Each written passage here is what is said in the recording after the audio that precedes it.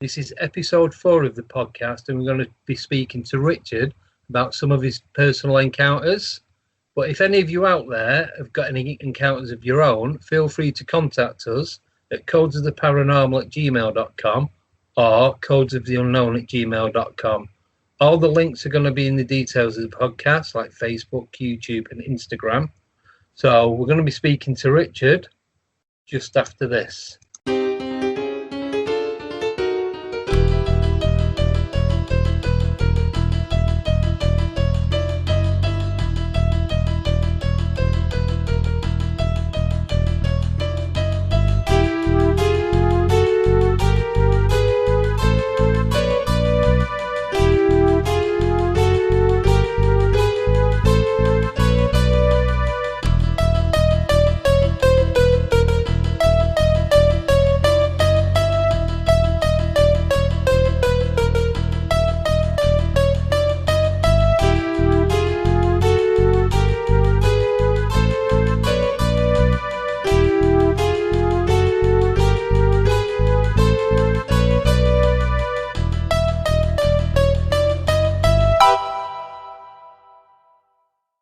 Hello everybody, and hello Andy.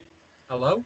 And our special guest, so to speak, on tonight is Richard.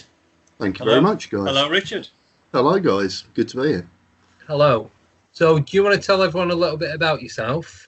Give a bit of background? Yeah, of course. I started getting into BBR and listening to some of the things that Deborah Hatswell said, and started getting involved with the community there because of some past experiences that I've encountered. Is very typical of what Debbie really deals with, or the closest that I could say. Anyway, getting from that's what led me to getting involved with you guys and the things that you do, because you deviate a little bit into different things and stuff like that in a different way. And we've all got our different experiences, and mainly some of mine have been unidentified flying objects. And one of the most that sticks with me the most is when I was a child. I had a bit of a similar encounter to what you did, Andy.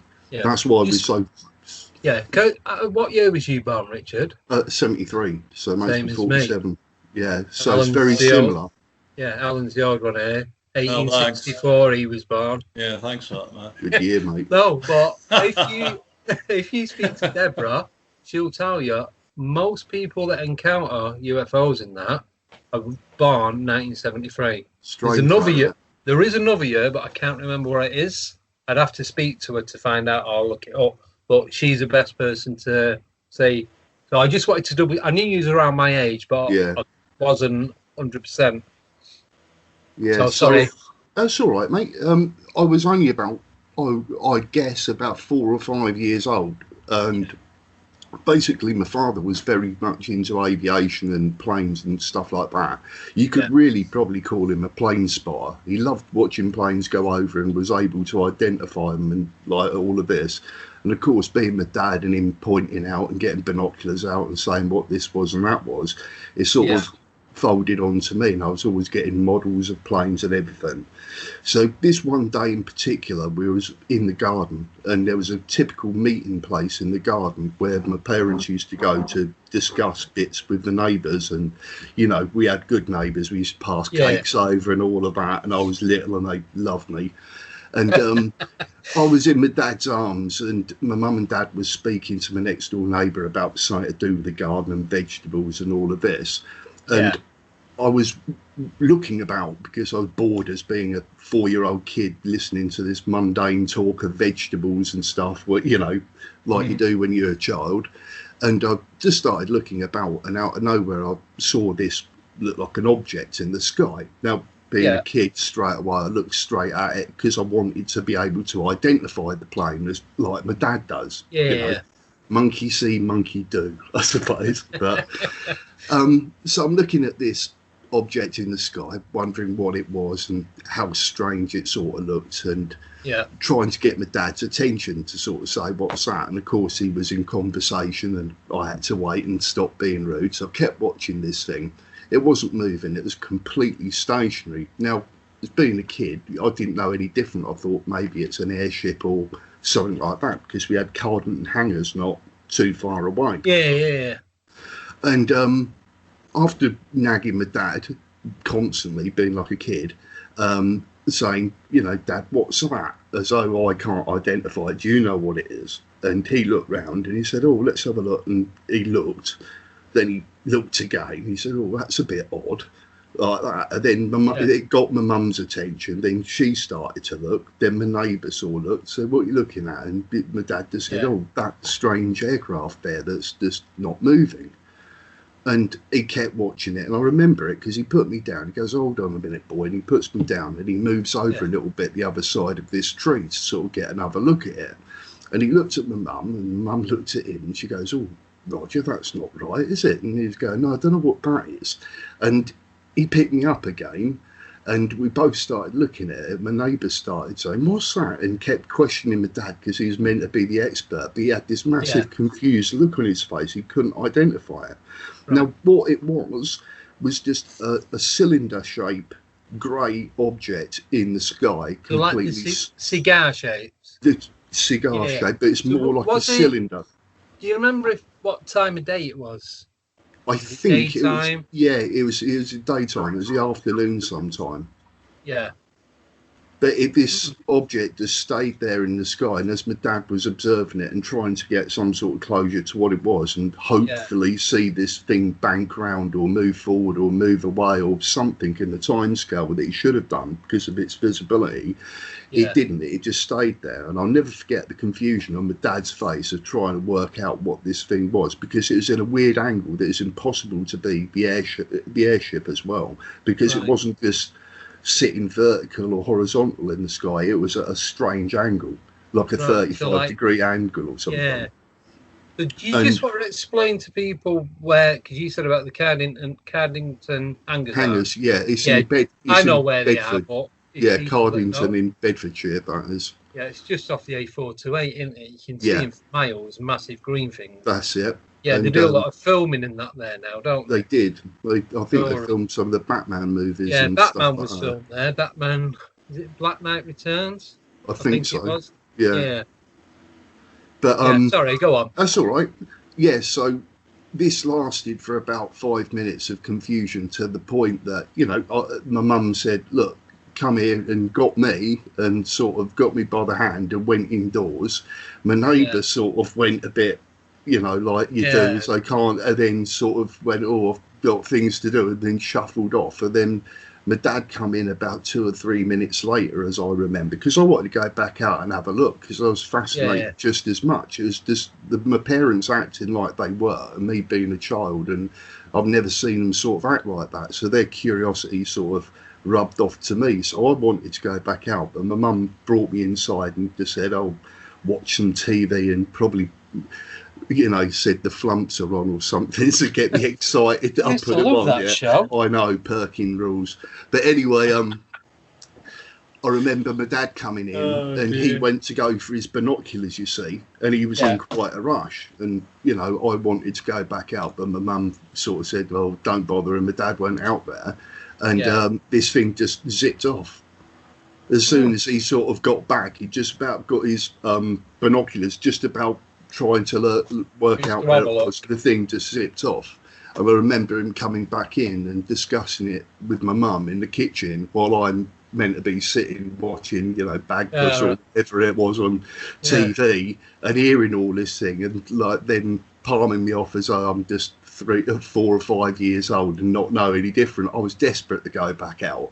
I was saying, can I go back out there? He goes, oh, no, dinner's ready, you know, and all that parents do. So just any excuse for you to not go out. Yeah. So, did you remember seeing any lights or any sound or anything? No, none of that. Absolutely zero. No lights at all. Like I'm saying, this, when you said cigar shape, but it's more like a cylinder sort of thing. That's all I can say. Like a tube. Yeah, and this thing was sort of like very matte grey in the sky. I'll never forget it. It's a very surreal moment. Like a gunmetal sort of colour. Correct, yeah, but it didn't have no sheen to it. So it's like a matte sort of finish. Yeah, finish. So there weren't I can't remember seeing like sunlight reflection off it to an extent that it would on a shiny object. So it's basically like a cylindrical piece of coal. Sort of, yeah. It's very matte. Some of that like that. The light rather than reflecting. Absolutely, yeah, but a darker sort of colour of grey to it. But like charcoal colour. Now, sort of remembering back, because I've got pretty good memories of certain incidents. I can even remember being put into my cot for the first time and explaining that to my mum, and mum goes, "How the hell do you know that?" sort of thing, and then explaining, I remember when I took my first walks, because I used to have this little harness on, you know, when you're a kid, but you know, before you can sort of run off and stuff. Well, as soon as I was able to take my first steps, that was it. I was ready to. I was a big lad. Bolt in the fence. Yeah, I don't need to be dictated where in that pushchair anymore. I'm free. I'm off. So I've got such a great memory of events like that, because I remember running off for the first time, my parents trying to catch me, you know, stuff. Right. So it was my very first walk.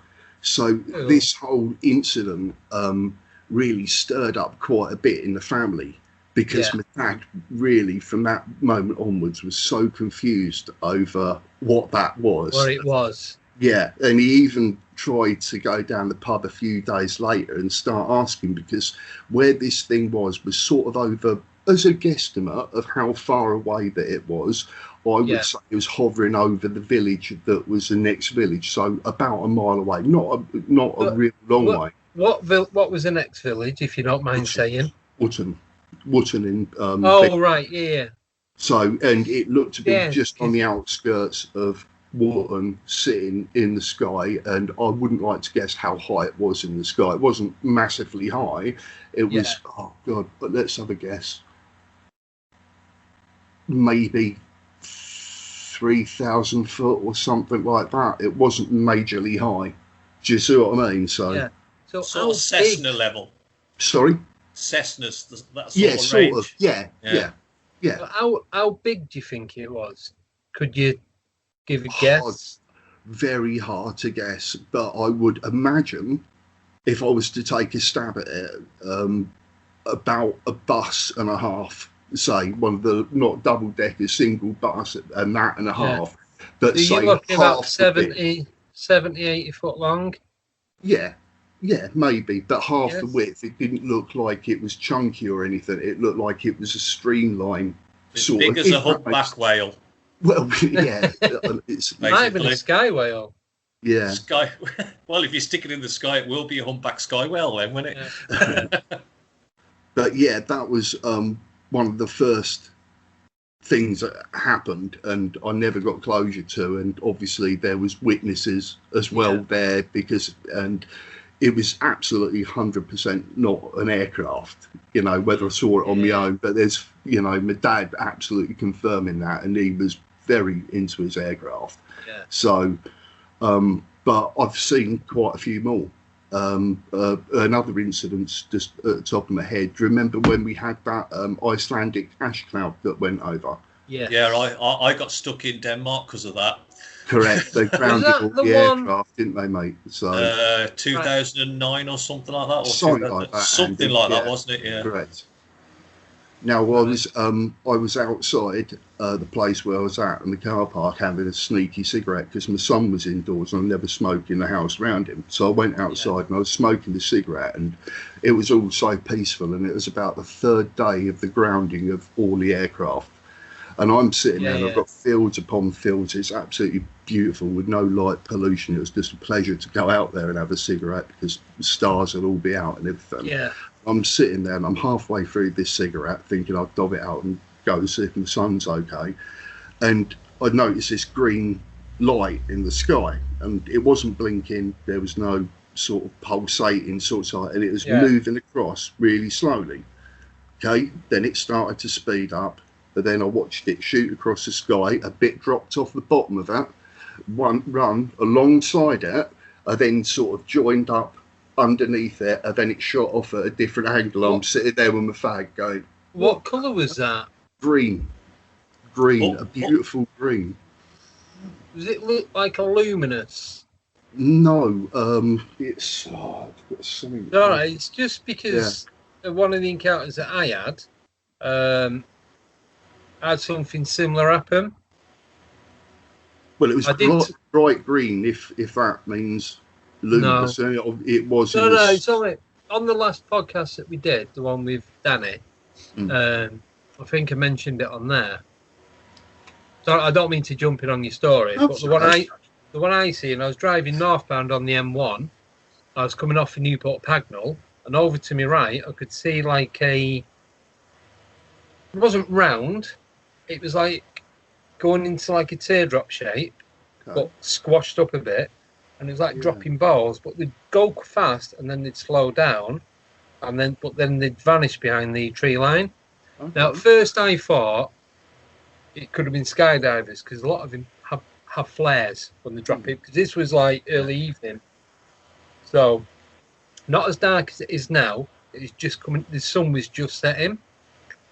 But this was like, you're like on your phone, you've got a white screen, so you can see it's white, but it's emitting a light from the inside of it. Yeah. That's what colour it was. But it was just like drop,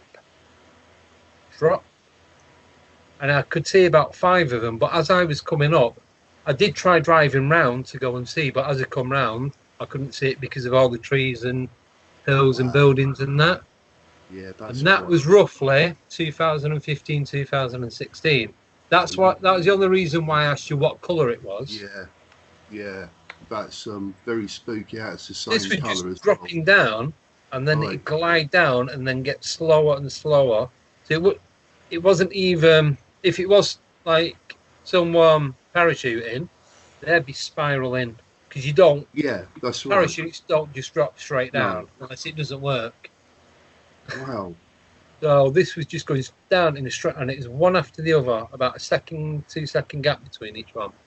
And did they actually come down to land? Do you think, or did they just fade out just before they got to the bottom? Or no, I couldn't see because it dropped as I was coming up the ramp on the junction, where you've got London Road going up into Newport. Oh, that was blocking it. So I couldn't see anything. Well, that's quite strange how it's close by and it's the same sort of colour as well, Andy. I'll give you that. That's what I was thinking. Yeah, we start linking this sort of stuff together, and if no one really talks about it or airs it, you'd never know. From Newport Pagnell to where you are. Yeah, it's not far. 10 mile maximum. Less than that, maybe. Probably half that, isn't it? Yeah. Because if you go through the bottom end, like going towards the side of Olney, towards Marston Mortain, you're just over the other side of there, aren't you? That's it, yeah. Very close indeed. You've got a university airport where you live as well, haven't you? Yes, we have, yeah. And I know you do get a lot of activity around the smaller airports. Okay. Well, that's what I've heard. It's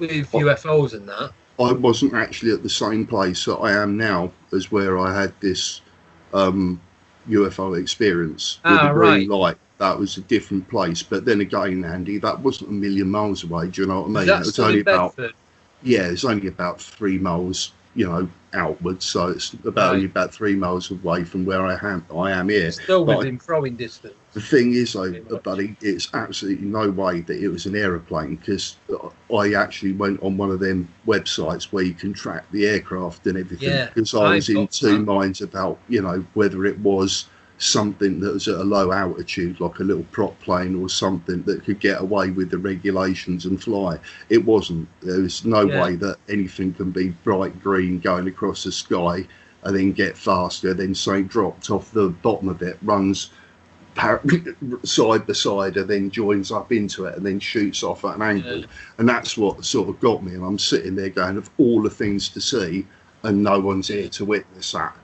And I'm sitting that open mouth, just going, oh my God, if I knew that was going to happen, I could have got my phone out, I could have recorded that and been a millionaire or something, Yeah, but, I know what you mean. So I didn't think much of it after that, apart from darn, I missed my opportunity to have captured something there that was quite significant. So I was living, I had some housemates at the time, and I didn't know where they were. I knew they were out somewhere. I didn't know if they were far. So I texted one of my housemates and told him, because he comes from the Isle of Bute in Scotland, and there's all manner of stuff that goes on there. He's told me countless stories about bases under rocks and nuclear submarines doing this, that and the other, and low-flying aircraft, and his father's even invested in telescopes to watch strange UFOs, but that's another story. So I got onto him and said, are you far away? And he said, no, I'm just literally walking back. He'd been to the pub or something, right, with one of his friends. So he'd come back, and I told him what I'd saw, and he's sort of going, oh, well, this is sort of common in Scotland and all of this, and I never ever thought this would happen. So I've just explained everything in detail once or twice to him, and as we're looking over and I'm pointing in the sky of where it happened, guess what, we saw another UFO. And then he looked at me, I looked at him, and I just go, this is just something else. What's going on here? Is this some sort of a joke? This time this was a different colour. This was something like it was more yellow, but the outside was orange, and this thing come at a different angle, and it sort of wobbled a bit in the sky. It wasn't like straight across and smooth. It come across and it sort of wobbled a bit, and then sort of went off and up again, but the same sort of angle as the last one. Yeah. Can I just explain? The airport near where you live now, it's just light aircraft, isn't it? Very much so. I don't want to give away the exact area, but it's a university airport. There's a lot of businesses in that around there, and then you've got the village where people live, but a lot of people in that village work in the buildings in the airport and around the area. Good proportion. Oh, they used to anyway. That was the purpose for it. Yeah, but they do land jets here. It is capable, and I think the Vulcans landed here as well. So it is a pretty good bit of rugby. I know, just going off track a little bit, I heard that Milton Keynes, I think it was, a Buckinghamshire council, wanted to buy it and turn it into an international airport. And there's a big stink up with Bedford Borough or Bedford Council. They're like, no, you're not having it. And everyone fell out about it. I can sort of see it because of where it is and how you can sort of expand on it and the outwards. It's just... there's nothing for miles. Yeah, you're right, mate. Got a few of the housing estates, and it's right near the M1. Yeah, it makes sense. That's gone back about 5 years ago. I was delivering. I was speaking to a guy that works at Bedford Council. I delivered to his house and just started chatting to him, and it was him that was telling me all this different stuff. It's like amazing what you find out. There's meant to be tunnels. There's meant to be some tunnels that go from underneath there as well. That's another story that we can talk about another time. You'll be quite impressed by that. Alan will tell you this: there are tunnels everywhere. Yeah, I know. There's probably more tunnels than there are roads. Or just as many, definitely. Yeah. Well, there was a lot of areas. Virtually every village, every town has had some sort of mining. Yeah. It's, could be tin, could be copper, could be anything. Yeah. Well, where I'm from, it's all coal mines, and everywhere was subsiding. Say iron ore around where I live. It was all iron ore. Even going back to the Bible days and even pre that, there's sort of all these intricate little caves that no one really knows much about. That there's not really minerals as such that were mined. And you think, what's that all about? Why did they bother keeping them for? Exactly. Yeah, very strange. Very. Yeah.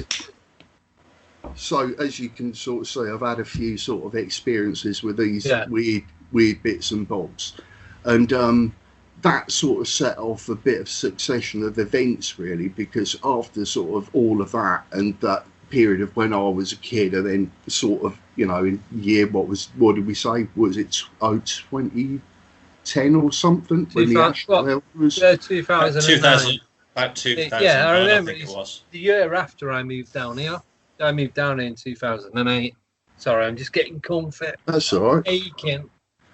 Oh, sorry, I keep fading in and out. There's a portal right behind me. Stargate. It's Thanos. It's Thanos rebooted. Or Philadelphia experiment. The wall's going to swallow him. Oh, right, I'm back. Stick your head in there, go on. I dare you. See if you can make your head disappear. That had to happen, didn't That it? I nearly didn't get back up then. That would have been so Chair fun. breaks. I'm on the bed. Set up in the bedroom tonight. Through the Stargate he goes. Yeah, so do you have any more without being horrible or anything, any more non-UFO? Oh, that's horrible. That's really horrible, Andy. Oh. Hey, what do you think, Alan? For God's sake, don't tell him what underwear you're wearing. He's already asked. He's already sent me pictures. It's before we started recording. He sent me pictures of what he was going to wear before he wore it. Yeah, I've had, I'll tell you what, this was a really good one. This is at the same place on the same driveway, not the same cigarette, mind, but it was having a cigarette. I went out about 1 a.m. and again, it was looking up at the stars and all of that sort of stuff. And as you do. As you do. And there was a horrible growl that was coming from a bush that literally put the hairs straight up on the back, because I just waded out with a pair of shorts with a cigarette like that right into complete... In your back garden? In the car park. It was a car park, then it went out straight out into fields. It was beautiful. Right, really lovely area.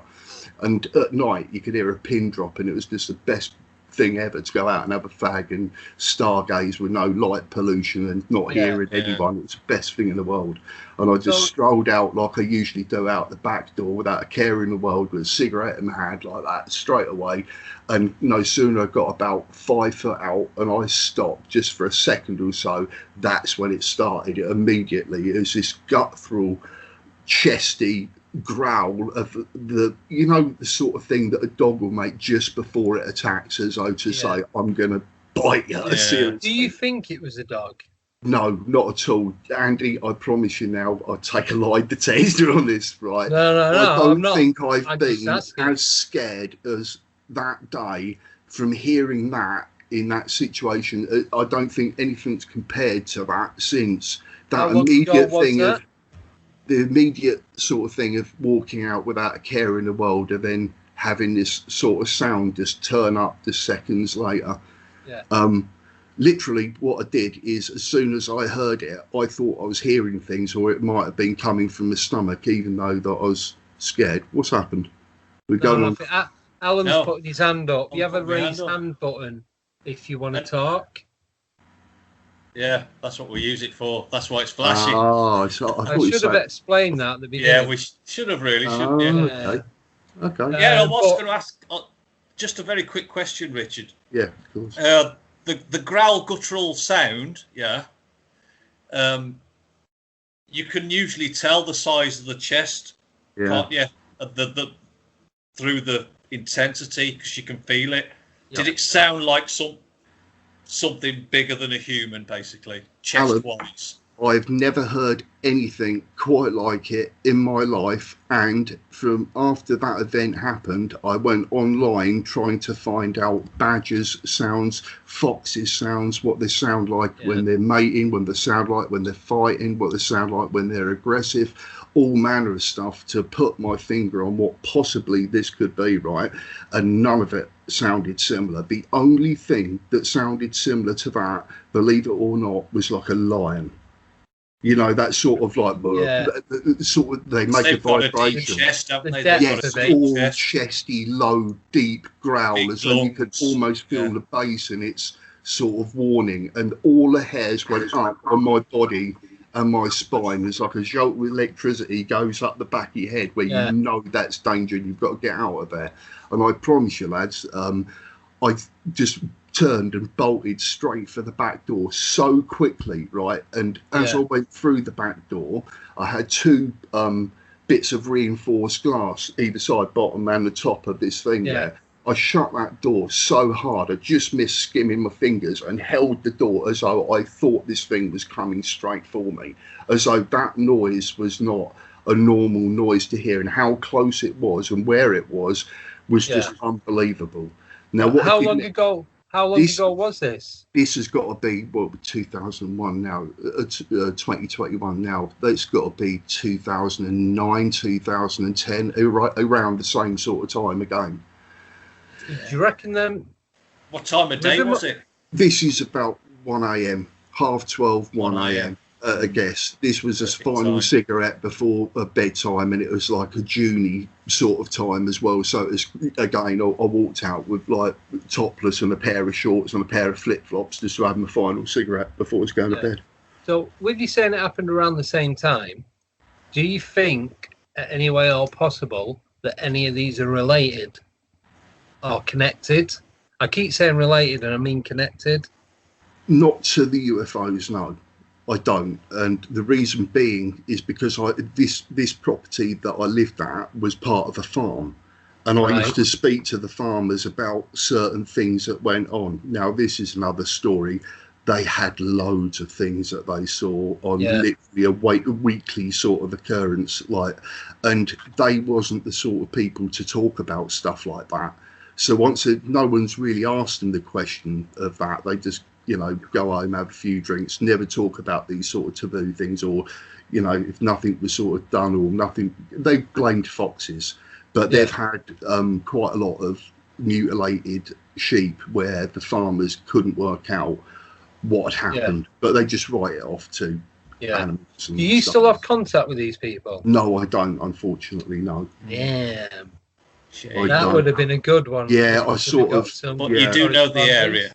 I do know the area. It'd be nice to. I could show you straight away on sort of Google Maps or something where this back door is, because this is the next thing that happened. After this, I was terrified and just shut this door and was honestly expecting to see something, badger, fox, or just some sort of animal at the door through the glass as I was slamming it shut. Right, I was that terrified, and honestly, I don't really scare that easy, boys. I really don't. So it was a new one on me. As soon as I locked up the door, when I went up the stairs, this was 2 flights of stairs. It went up and it went across and then it went up again. And either side there was windows to look out. I shot up these stairs to look out to the driveway to see if I could see anything, and there was no sort of external floodlight out there. There was only the illumination from the back door. I was just about to ask you that. Yeah, was there any outdoor lighting? There wasn't. That was a good thing about the non-light pollution that I was going on about when I used to go out there. There's a lack of light when you need it. Oh, so basically. So typical life, isn't it? But what happened next? I was sitting there and I was trying to get the glare out from behind and look through this window because I was absolutely sure I was going to see something out there, absolutely positive.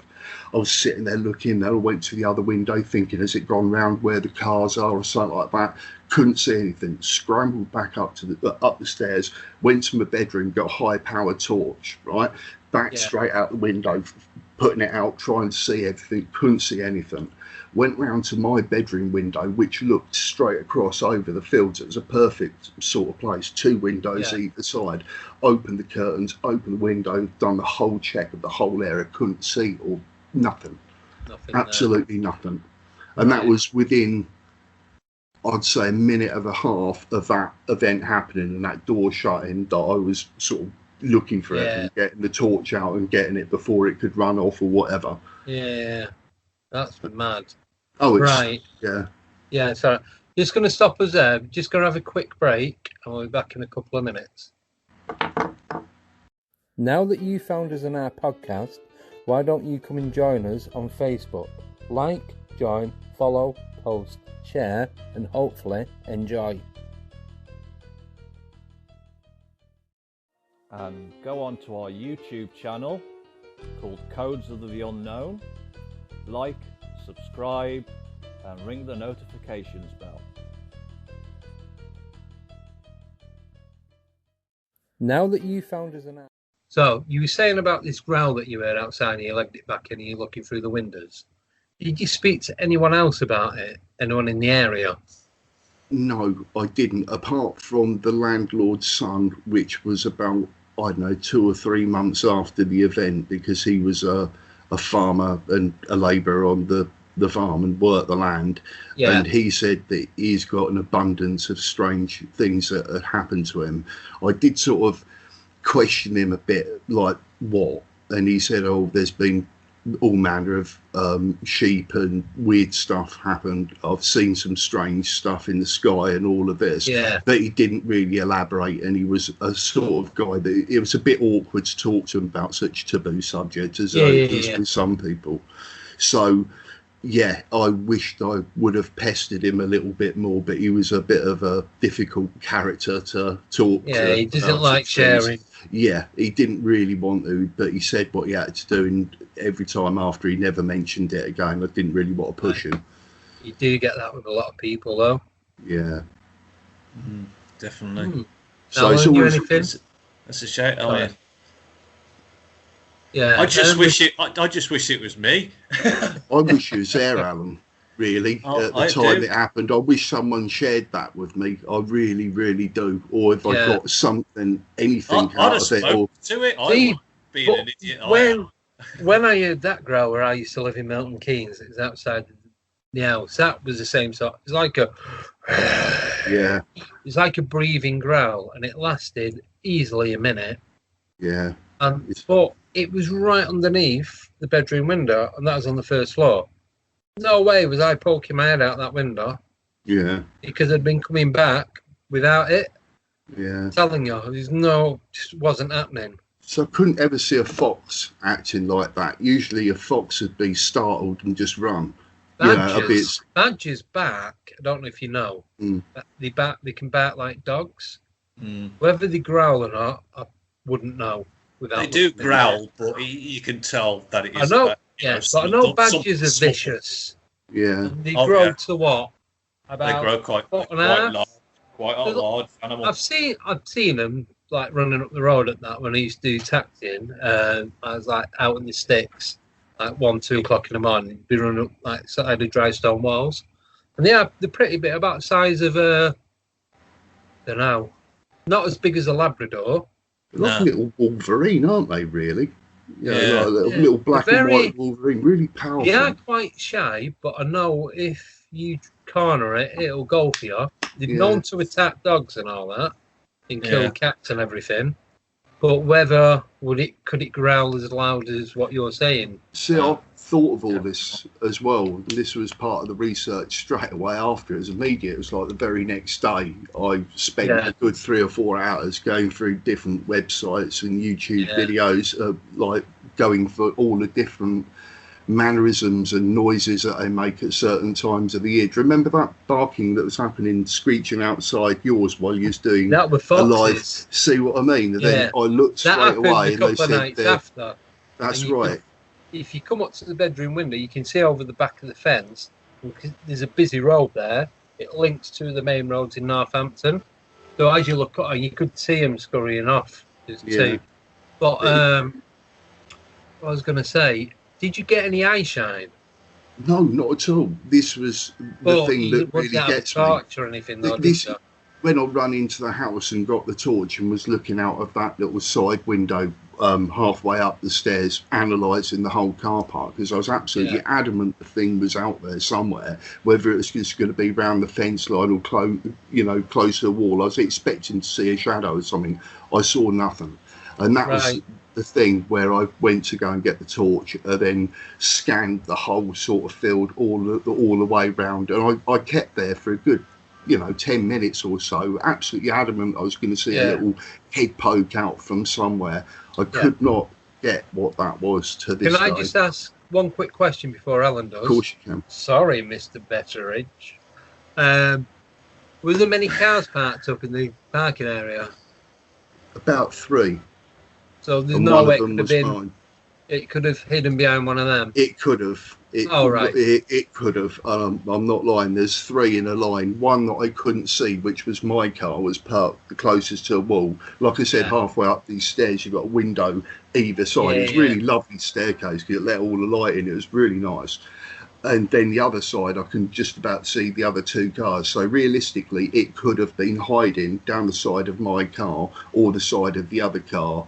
and I could have not seen it with the torches. I was obviously, looking about and stuff. But if I would not go out there to this day, not unless you give me a Smith and Wesson or a pump action shotgun, because I was that terrified at the time. And I'll be honest with you guys, I was not the same walking out there afterwards. It took me about 2 or 3 weeks to go out there and have a cigarette at night because there was no light and for what happened. And even after that, it was never the same. I never spent an amount of time more than 5 minutes or something out there where before I could spend an hour or something, can of beer. Really?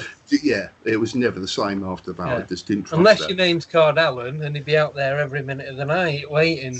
I would. Ham in hand.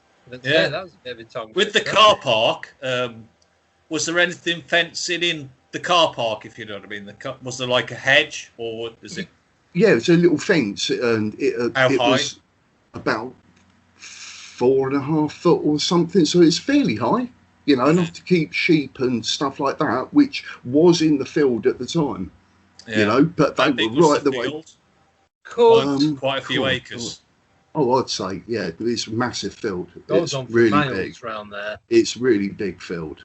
Then it joins on, and there's another little field that they go through. There's a little pond and stuff with a few ducks. It's really lovely and tranquil. I'll get some Google sort of shots, and then you can see the satellite, and I can put a circle exactly where I was, and where this thing was, and you can see where it is, and I can put the view of what I had to see.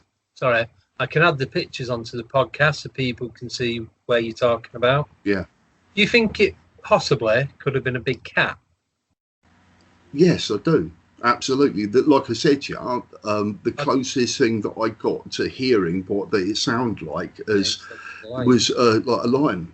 Where it's like the guttural. Leopards are quite deep with their vocals. And there's a big population of them in the UK. Yeah. A leopard could, but cougars are lower pitched for some reason. He's got the ice cream man outside your house again, Alan.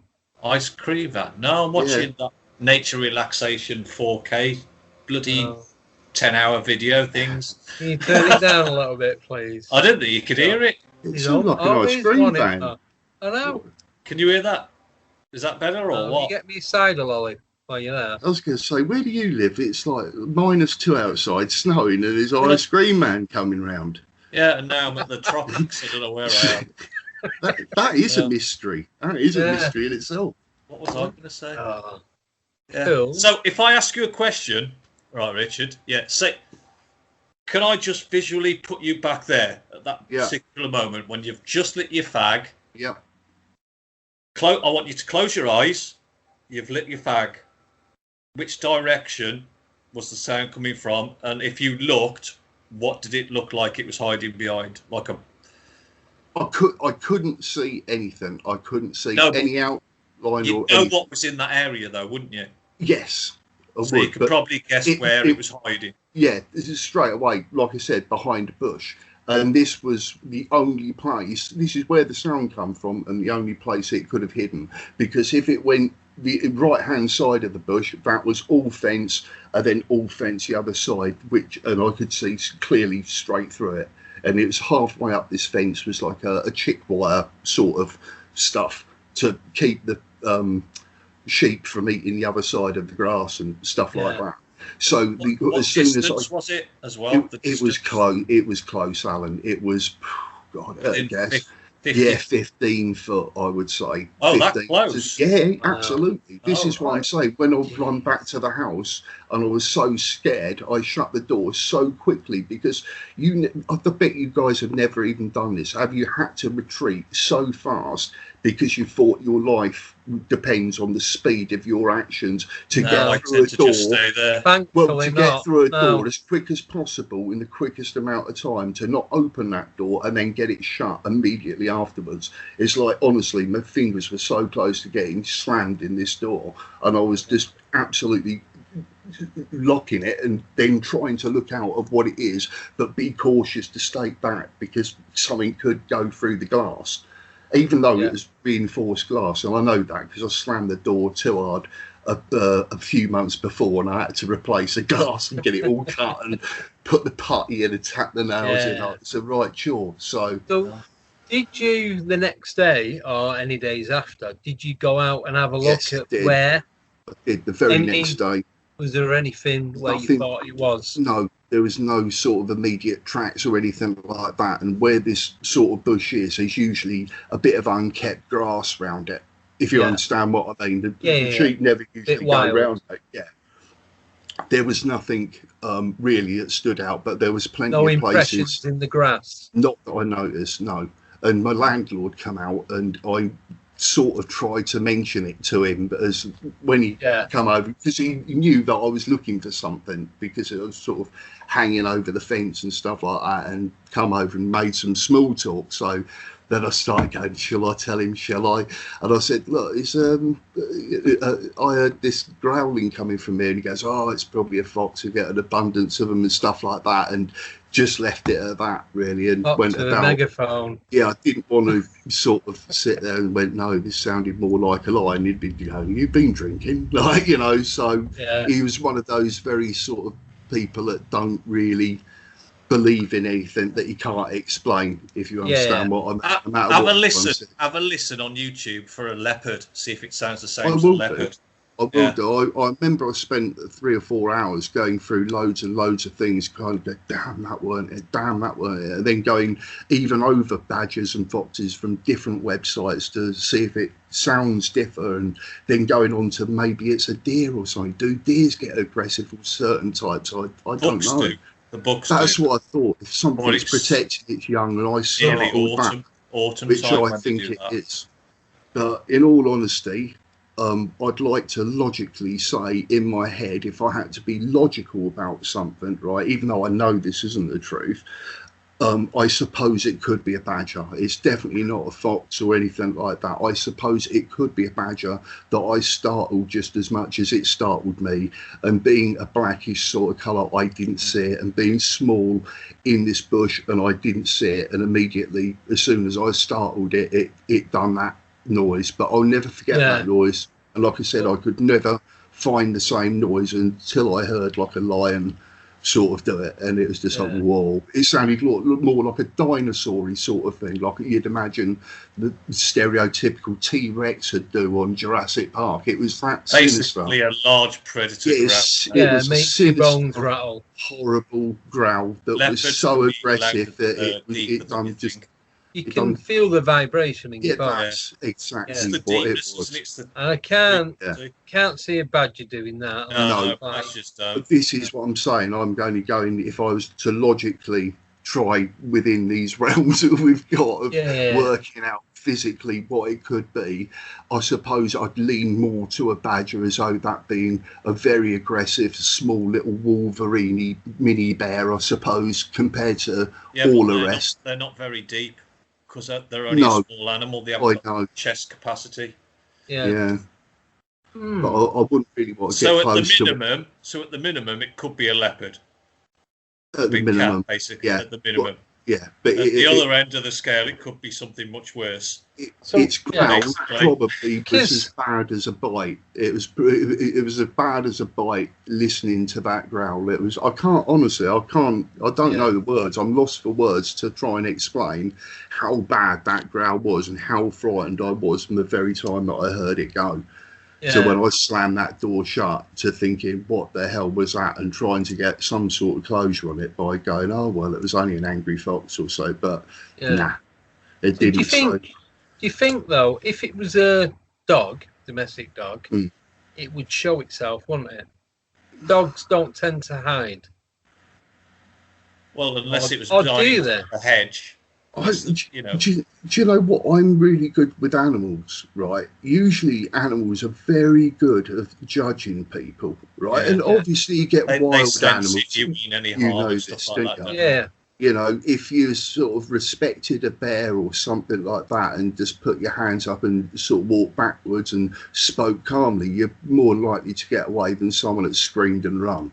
You know, the bear would show you a bit of respect. Never run. Yeah, definitely. First rule, don't run. Never run from anything. It's easy. Well, it's to be honest, with a grizzly bear, it doesn't make no difference. If it wants to get you, it doesn't matter if you're running all night. It's going to fucking get you. Yeah, get you, and that's it. Game over. Very nice way to go, that's for sure. No. Grizzlies are nasty. I've seen what they can do to people. Yeah, they pretty. Yeah. So verdict's still open on that one. Yeah, it's a massive question mark. It will probably haunt me until the day I die. I'm not gonna lie. Once Boris starts letting us play out again, I think we should go up there and night investigation. Do a night over. Well, the thing is, it was like I'm saying, it was about 10 years ago, or plus like that. I didn't actually mark the date, so the chances of a cat still being in the area would probably be remote. Not unless time of year. We need the time of year. Yeah. Get a similar sort of time of year, because it might be that it's only passing through and stays there for a few hours or something. Yeah. I think that thing that's happening at Winter Hill is just fantastic. You know, there's the site there. It is Winter Hill, isn't it? The same area, isn't it? There's something serious going on there. I'm not. Yeah, but where that's happening is within, I'd say, a mile of the two encounters that I had. See what I mean? It's all connected. There's something. Quite a large area. Andy.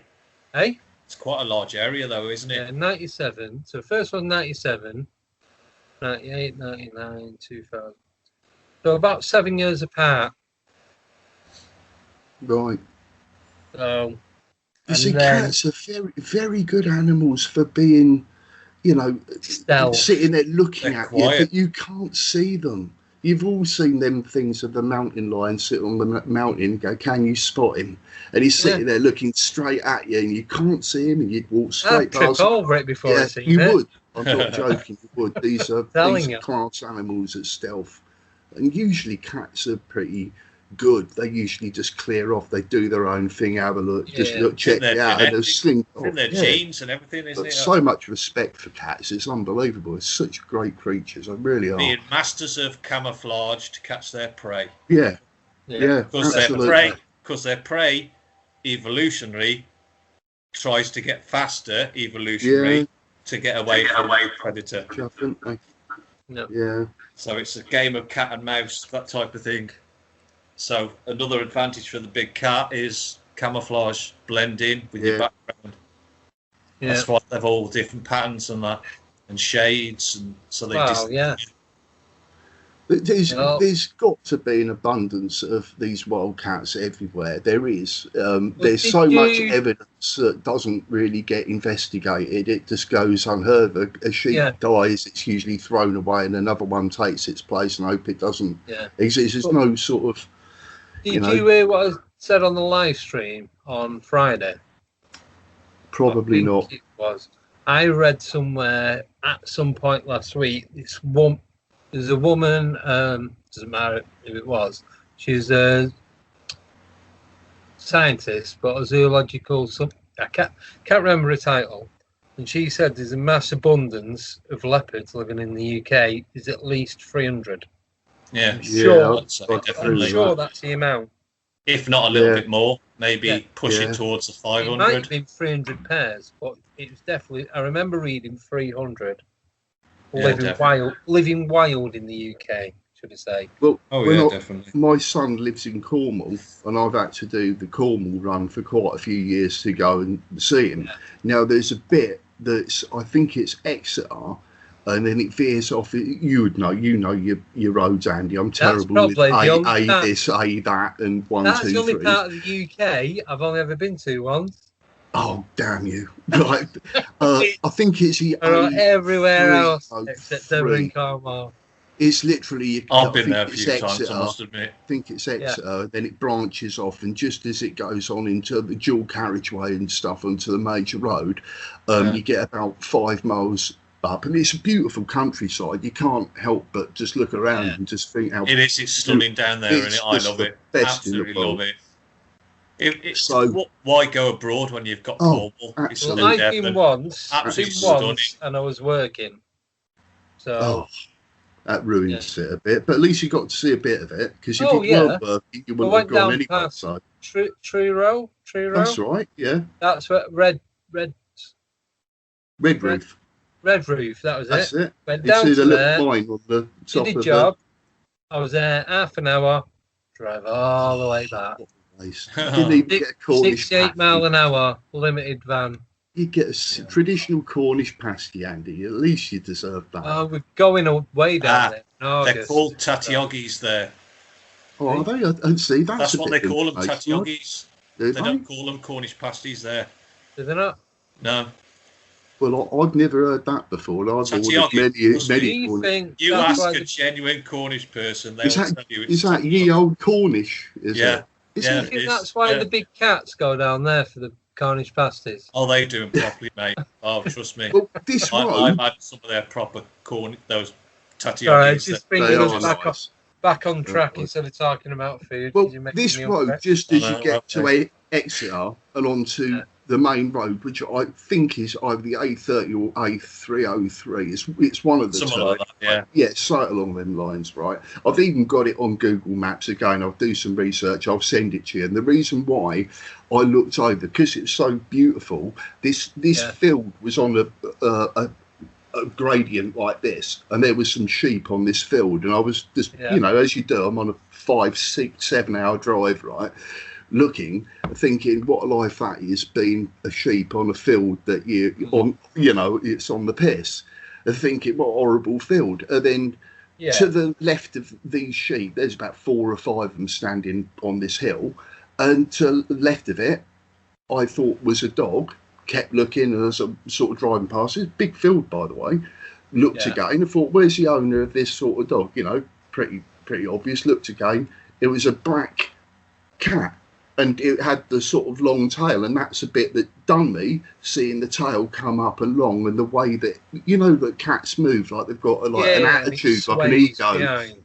That's right. It was a certain with grace. Yes, pure grace. Yeah, they own the joint. Yeah. It was swaggering through like this a gangster. This is my field. Get out, peasant. Yeah, and this was blatant. This was absolutely blatant. And when I saw that, I went, "Oh my god!" I just literally wanted to pull over and take a photo, but it was not that opportunity to pull over and take a photo, else you'd be on the cameras and you'd be arrested for it or something. Well, but with you saying that, it's like I've been driving about, because I do a lot of country lanes and farms and all that. A couple of times I've been driving down, and I think I've seen something in a field, but there's nowhere for me to stop to take a photo. And as I've come round the bend, you can't say anything. It's completely out of view, and it's like, I've seen something. It could have been a tree.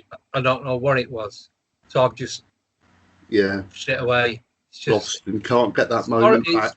That feeling is so it's horrible, nauseating. I hate it.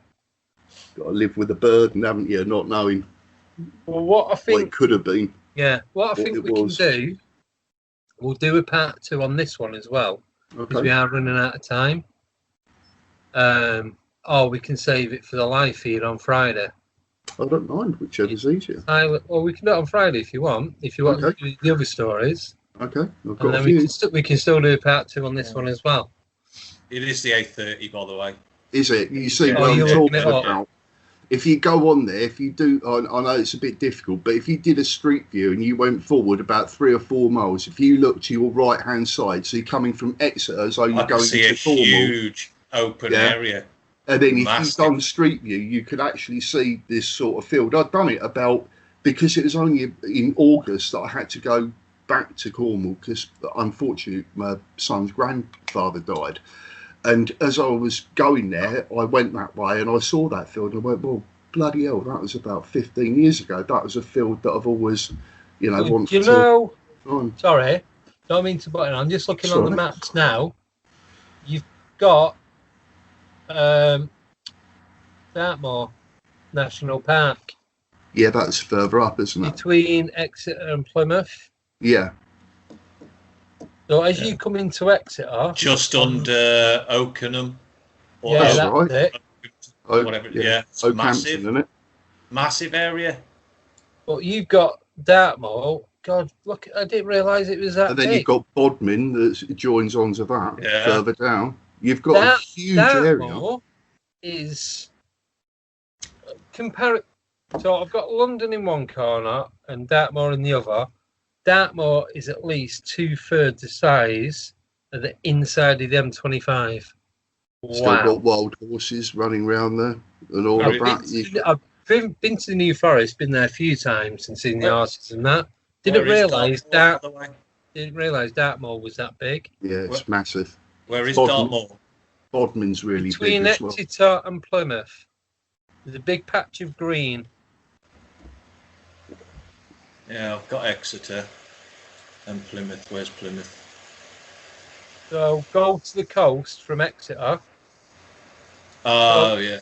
So you got Exeter at 12 o'clock, go down to 7 o'clock, and then you got That's huge. That is massive. All that area. Yeah. Then I've driven down through Oakhampton. Okay. That's the way I went to go into Redroof. It's a lovely place, Redroof. Yeah, it's middle of summer as well. It's like 34 degrees. It's the best time to visit, man. Not when there's two of us in the van, but all now is insurance private. Do you know what I've just found? What have you found? You know, on the moors, I found a big quarry. What Dogman like normally to hang around?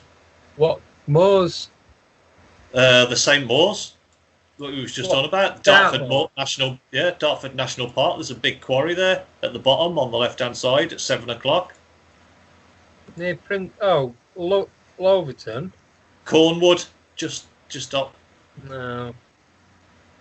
Near the bottom, Cornwood. Found Crapstone. I don't think it's pronounced Crapstone. Sorry, what? Crapstone.